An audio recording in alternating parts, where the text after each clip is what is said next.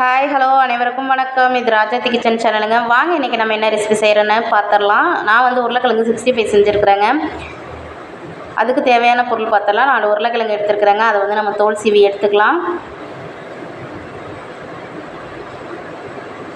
அதை வந்து நம்ம இப்போ தோல் சீவி எடுத்துட்டு குட்டி குட்டியாக கட் பண்ணிக்கலாங்க. ரொம்ப குட்டியாக கட் பண்ணக்கூடாது. இப்போ பாருங்கள், எல்லாமே தோல் சீவியாச்சு. ஓரளவுக்கு நம்ம குட்டியாக கட் பண்ணி போட்டுக்கலாம். ரொம்ப குட்டியாக கட் பண்ணிடாதீங்க, குழஞ்சிரும் வேக வைக்கும்போது.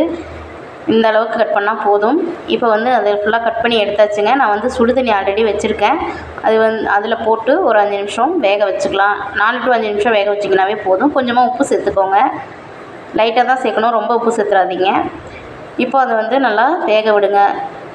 இப்போ நம்மளுக்கு ஓரளவுக்கு வெந்து வந்துருச்சு பாருங்கள். இந்த ஸ்டேஜ் நம்மளுக்கு வந்து கரெக்டான ஸ்டேஜ் தான். எடுத்து பார்த்துக்கலாம். இப்போ பாருங்கள், நல்லா ஓரளவுக்கு வெந்து வந்துடுச்சு. இது தண்ணி வடித்து எடுத்துக்கலாம். நம்ம இப்போ தண்ணி வடித்து எடுத்தாச்சுங்க. இது கூட வந்து நம்ம தேவையான மசாலா ஐட்டம்லாம் சேர்த்துக்கலாங்க. 1 ஸ்பூன் கார்ன்ஃப்ளவர் மாவு, 1 ஸ்பூன் மைதா மாவு சேர்த்துருக்கேன். நீங்கள் இது கூட அரிசி மாவு கூட சேர்த்துக்கலாம். நல்லா இன்னும் முறுமுறுப்பாக நல்லா டேஸ்ட்டாக வரும். நான் வந்து சேர்க்கல, கார்ன்ஃப்ளவர் மாவு மைதா மாவு தான் சேர்த்துருக்கேன். இது கூட வந்து இஞ்சி பூண்டு பேஸ்ட்டு 1 ஸ்பூன் போட்டுக்கலாம். கரம் மசாலா 1 ஸ்பூன் போட்டுக்கலாம். அப்புறம் பார்த்திங்கன்னா மஞ்சத்தூள் ஒரு 1/2 ஸ்பூன் சேர்த்துக்கலாம். மிளகாய்த்தூள் ஒரு 2 ஸ்பூன் சேர்த்துக்கலாம். தயிர் ஒரு 2 ஸ்பூன் சேர்த்துக்கலாம். ஒரு முட்டை 1 உடச்சி ஊற்றிக்கலாம். தேவையான அளவு உப்பு சேர்த்துக்கலாங்க.